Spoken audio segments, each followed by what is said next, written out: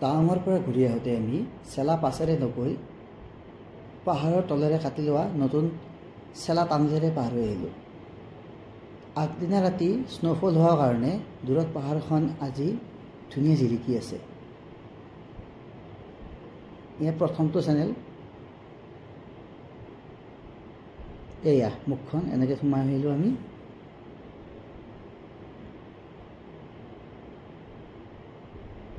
ভয় লাগে কিন্তু দেই সঁচাকৈ, কি তলেৰে আহি আছে।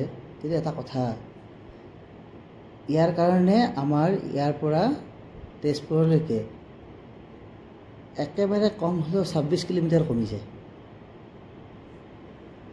ডিষ্টেঞ্চ একেবাৰে কমাটো, কিন্তু এইখিনিমান কমাটো সঁচাকৈ ভাল লগা কথা।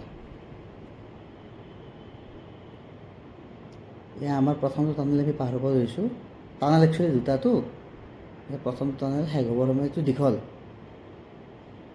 প্ৰথম মানে এইটো নতুন, কিন্তু এইটো ইয়াতকৈ আগত এটা পুৰণি আৰু এটা আছিলে।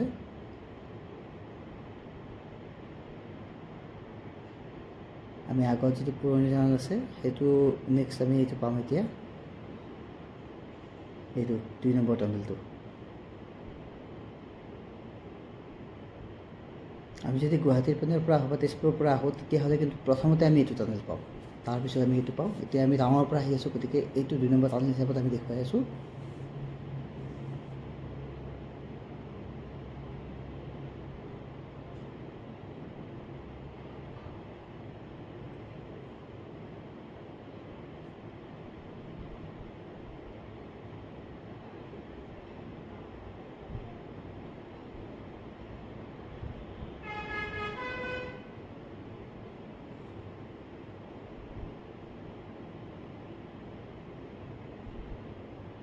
এয়া শেষ হ'ব লৈছে আৰু অকণমান আছে, এয়া শেষ।